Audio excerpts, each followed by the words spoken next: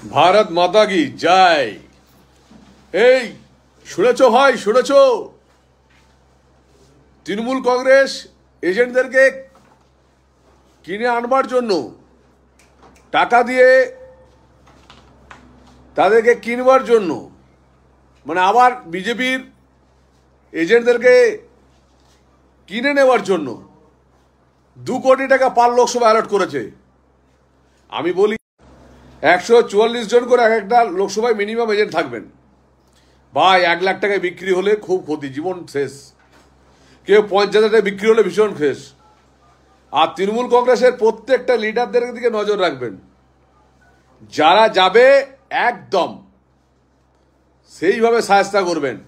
অভিষেক বাবু হারছে, আর আমার বিষ্ণুপুর লোকসভায় যারা এসব করতে যাবে, যারা পিকেট টিকে লোক আছে ভাই, তাদের ঠিক আমরা বুঝে নেবো, ধরে নেব। আমাদের অনেকগুলো চোখ ঘুরে বেড়াচ্ছে, আর যারা এই হাত মেলাবে তাদের বিপদে পড়ে যাবে, কারণ আমরা জিতবই। অনেক রকম কারিশমা আমাদের করা আছে।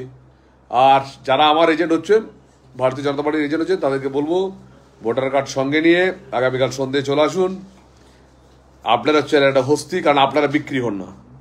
ভারতীয় জনতা পার্টির কর্মীরা বিক্রি হয় না, যদিও অভিষেকবাবু এখন কেনার জন্য দৌড়াচ্ছে, তাই এতগুলো মৃত্যু হয়েছে ভারতীয় জনতা পার্টির। এই ভারতীয় জনতা পার্টির কর্মীরা যারা কাউন্টিং এ থাকবে, তাদেরকে একটা কথা মনে রাখবেন, 200 জনের উপর আমাদের কর্মীরা মার্ডার হয়েছে পশ্চিমবাংলা জুড়ে। 50,000 1 লাখ টাকায় কারো জীবন চলবে না।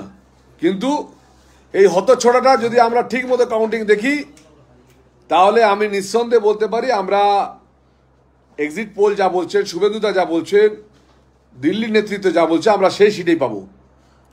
আমি তো আশাবাদী।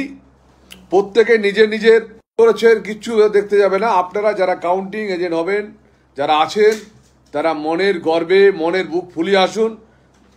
কারো কোনো জায়গায়, সব লোকসভার ক্ষেত্রে বলছি, কোনো লোকসভায় কারো পয়সা ডিউ থাকতে পারে, কেউ 2 পয়সা বাকি থাকতে পারে, কিন্তু এই নিয়ে মন খারাপ কোনো কারণ নেই। কারণ জিতলে আপনার সাংসদ থাকবে, সেই সাংসদ আপনার এইটুকু নিঃসন্দেহে উদ্ধার করে দেবে। তার জন্য আপনার মন খারাপ কোনো অসুবিধা নেই। আর বিজেপির জন্য সবাই দৌড়ে দৌড়ে বেড়াচ্ছে, বুঝলেন? সাধু সাবধান। আর যা সুবিধা হবে তুরন্ত অবজারভারদেরকে বলবেন, একদম ভেতরে এই ভাই ছাড়বেন না। প্রত্যেকটা টেবিল ধরে ধরে লড়াই শুরু করবেন, ভেতরে ছাড়বেন না। কারণ ভেতরে কোনো অস্ত্র থাকে না, কিচ্ছু থাকে না, তারপর আমরা বাইরে বুঝে নেব। পরিষ্কার? তাই সমস্ত পশ্চিমবঙ্গবাসী আমি বলতে চাই, কেউ আমাদের বিজেপি এজেন্টরা বিক্রি হবে না, এআরও টেবিল বিক্রি হবে না। আর সবাই মিলে আমরা একসাথে লড়াই করব।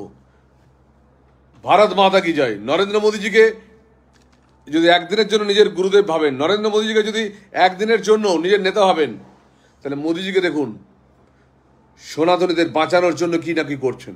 গোটা ভারতবর্ষকে বাঁচানোর জন্য কত না কষ্ট করছেন। দিন রাত পরিশ্রম করে তিনি স্বামীজির মতো কন্যাকুমারিকাতে গিয়ে ধ্যান করছেন, কারণ তিনি ঈশ্বরে বিশ্বাসী। তাই সেই মানুষটার কথা মাথায় রাখুন, আমার কথা মাথায় রাখতে হবে না। নরেন্দ্র মোদীর কথা মাথায় রাখুন, যে মানুষটা দিন রাত পরিশ্রম করছে গোটা দেশকে ভালো রাখার জন্য। তাই বলি, চলুন এগিয়ে যাব। লড়াই আমাদের প্রায় শেষের মুখে, কিন্তু গোলটা যদি আমরা দিই, তার জন্য ব্যবস্থা করতে হবে। ভালো থাকবেন। জয় শ্রীরাম। ভারত মাতা কি জয়। ভারতীয়